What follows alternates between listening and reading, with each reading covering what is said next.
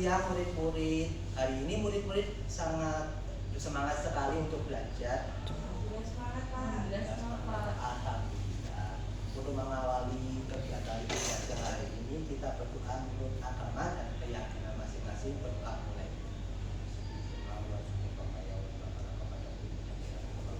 Selesai. Adik-adik absen dulu ya. Mas Prima ada? Iya. Mbak Evi ada? Mbak Resti ada? Ada. Pertama-tama perkenalkan, nama saya Ataya Maulana, biasa dipanggil Pak Ataya. Hari ini kita akan menganalisis tes prosedur. Dalam tes prosedur tersebut kita harus tahu cara menganalisis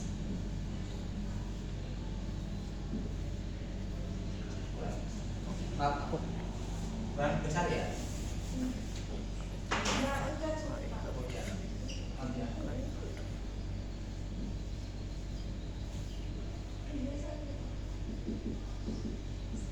Menganalisis pertanyaan umum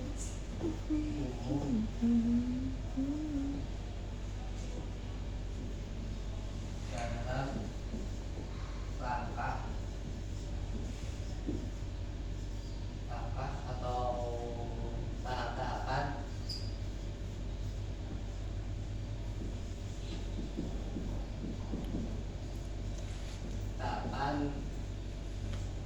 teks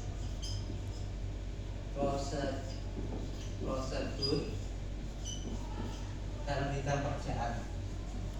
Dalam bidang pekerjaan ya ada ya. Iya, Pak.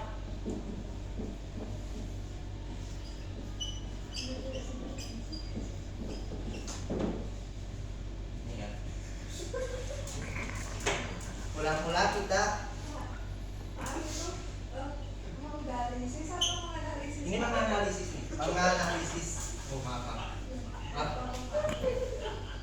Menganalisis pernyataan umum dalam langkah-langkah atau tahapan tes prosedur dalam bidang pekerjaan. Pasti ya kalian ya juga bekerja ya untuk anak dan cucu kalian nanti masa depan. Untuk itu pertama-tama dalam menganalisis pernyataan umum dalam tahap-tahapan atau langkah-langkah tes prosedur itu, pertama kita harus tahu tes prosedur apa.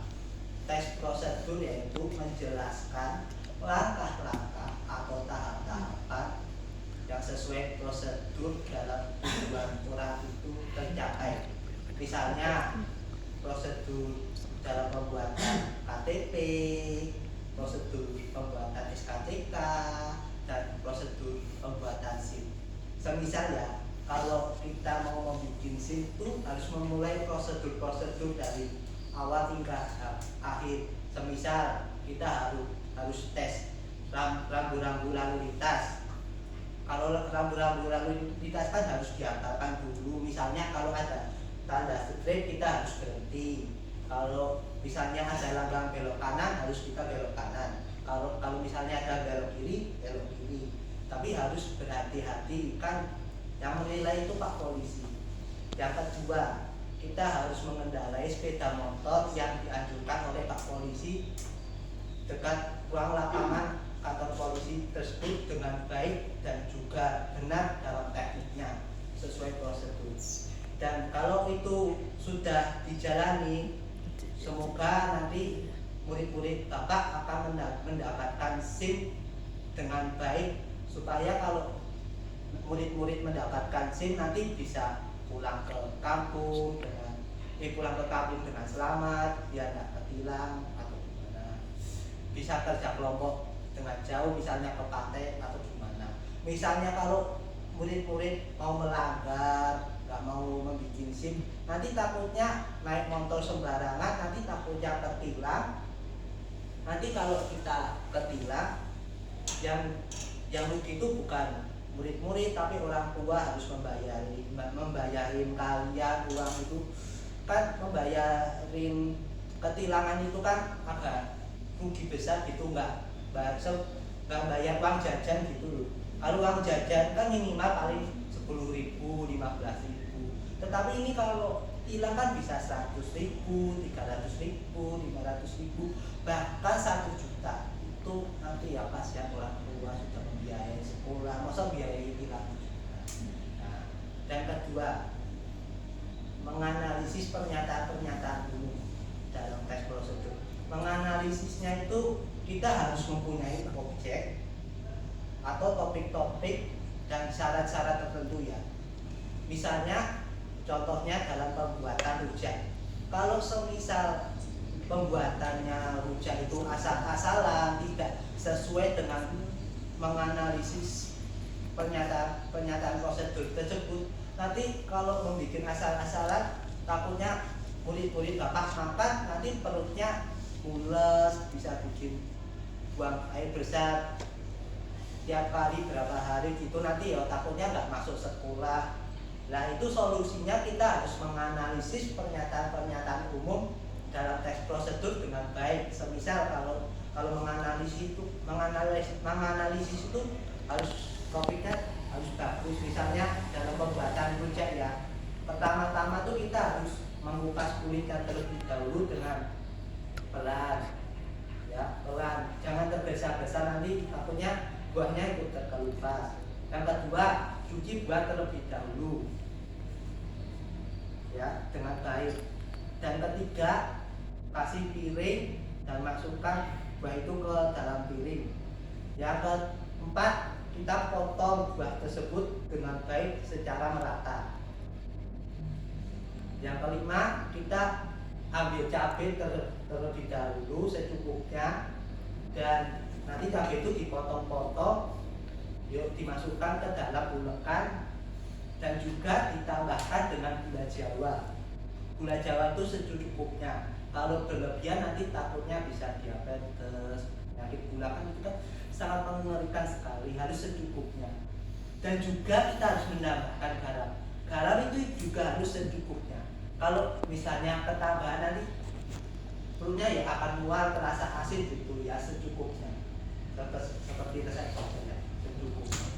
Dan diulang, ya prosedur ketujuh sudah membuat sambalnya, nanti dimakan oleh buahnya itu rasanya itu enak gitu. Dan langkah 8 itu kita memakan buah itu akan enak gitu loh dalam menganalisisnya. Nanti kalau teman membuatnya menganalisis pembuatan rujak dengan serius, kan dimakan kan enak, bisa dibawa pulang, nanti bisa dicontohkan di rumah nanti buat adik-adiknya, kan itu kan sangat bermanfaat sekali. Bapak ini kan memberikan informasi tentang tes prosedur itu demi kalian juga. Bapak tuh menyayangi kalian seperti orang kedua ya. Bapak tuh menyayangi kalian seperti orang kedua.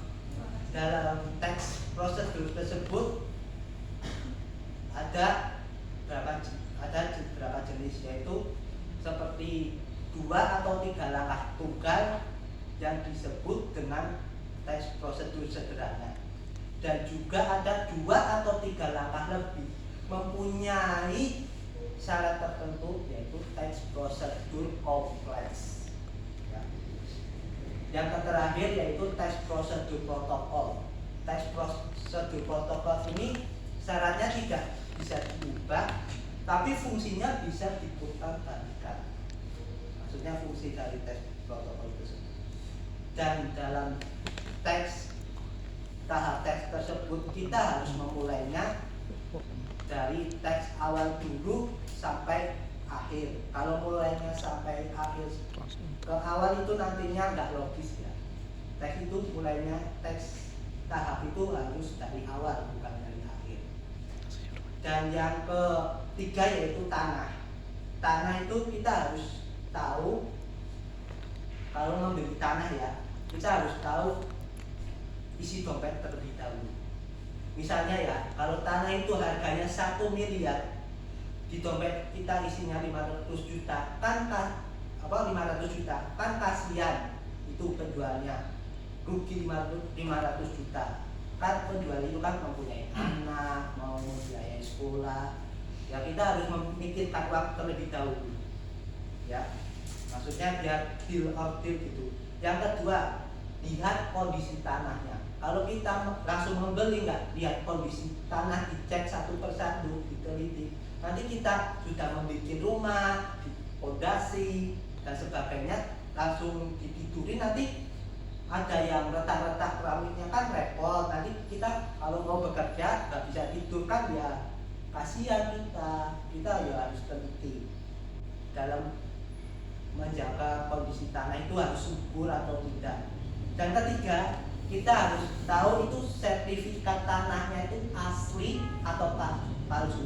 Kalau kita mau membeli tetapi sertifikatnya palsu, kan kasihan kita, rugi 1 miliar. Itu kan bukan uang mainan atau bukan uang daunan, itu uang beneran loh, hasil kerja keras kita dari nol sampai awal. Itu kan kita kan pasti kalau membuat rumah kan sudah membangun keluarga yang sakinah, mawaddah warahmah, ya.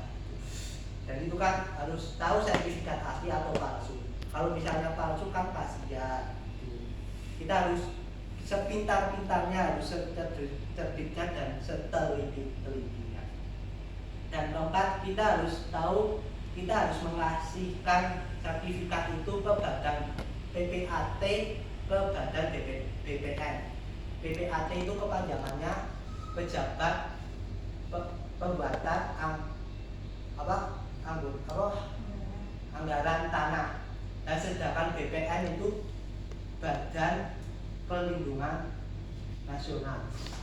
Dan itu kita harus begitu jeli dan harus pintar. Maksudnya kan kalau di pemerintahan tuh ya harus jeli gitu loh. Kan pemerintah kan sangat dipercaya gitu. Dan sekarang tak berapa? 4 ya? 5 kalau sudah ke PPAT, ke BPN, BPN, nanti kita ke mengurus pajak-pajaknya. Pajak-pajaknya itu maksudnya mengurus pajak tanah. Pajak tanah itu seperti pajak mobil, pajak motor, itu angsurannya itu bisa per bulan atau per tahun. Misalnya angsuran tanah tuh ya 500.000 atau 1 juta atau gimana gitu, kita harus mesti membayar. Kalau tidak membayar nanti takutnya kena denda atau gimana. Dan ke-6 itu kita harus buat jual beli pertukaran PPAT sertifikat itu kepada BPN itu dengan baik. Maksudnya kita harus jual sesudah itu kita harus tahu cara membuat PPAT ke BPN itu gimana. Maksudnya sertifikat itu udah baik atau belum sertifikatnya. Kalau misalnya sertifikat tanahnya belum baik, nanti bisa diangsuran ke PPAT atau badan BPN. Dan yang terakhir yaitu pengambilan sertifikat PPAT, yaitu pejabat pembuat akte tanah dan BPN, badan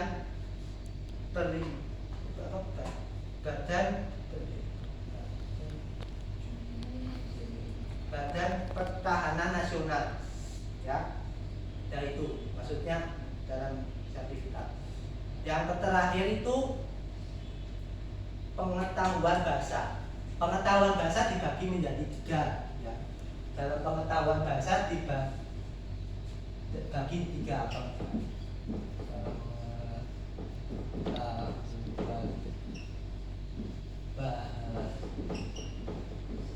dibagi menjadi 3, yaitu imperatif,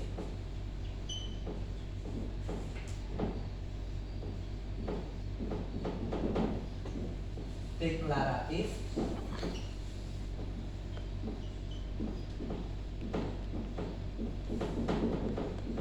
dan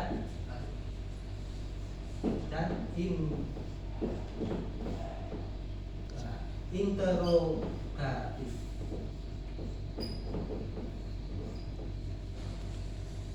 Bisa jelaskan murid-murid? Saya akan menjelaskan tentang kalimat imperatif. Kalimat imperatif itu adalah kalimat perintah. Kalimat perintah itu tambahan kata kerja verbal, yaitu kita harus memerintah seseorang atau memerintah seseorang atau menolong seseorang untuk melakukan sesuatu. Misalnya Mas Prima dengan Mbak Resti, Mbak Evi dengan Mas Sukron itu meminta tolong gitu misalnya. Dalam kalimat perintah contohnya belajar dengan santai tanpa tekanan, itu contohnya ya. Contoh. Dan kedua, kalimat deklaratif. Kalimat deklaratif yaitu kalimat berita. Kalimat berita ini kalimat memberikan informasi yang terpercaya seperti berita TV One, Metro TV, dan sebagainya. Dan itu kalimat deklaratif ini mempunyai sejarah, yaitu memulai dari kalimat imperatif, yaitu kalimat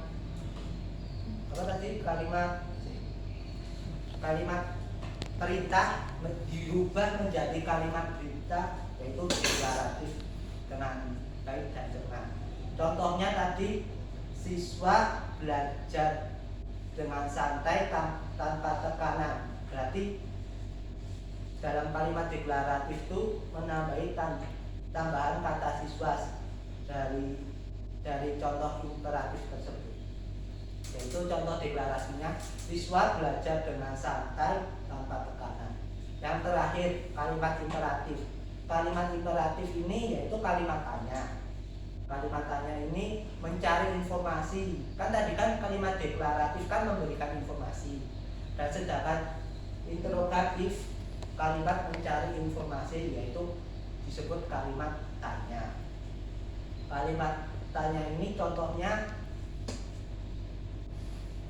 saya ya berbicara sama Mas Bima, bagaimana kamu belajar hari ini?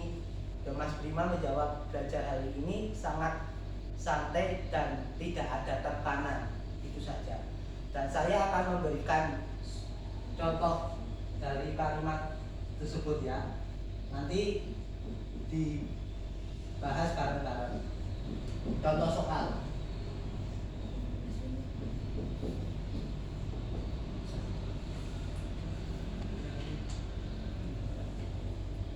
Tolong Mas Prima, ini maksudnya tugasnya dikerjakan ya dengan baik dan juga benar. Tolong Mbak Resti menghapuskan soal-soal tersebut.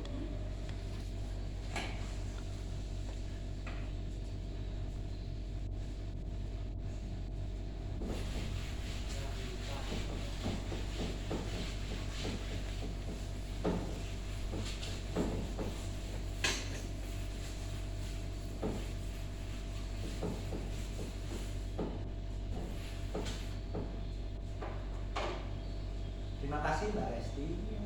Untuk mengakhiri kegiatan pada siang hari ini, berdoa menurut agama dan keyakinan masing-masing. Berdoa mulai.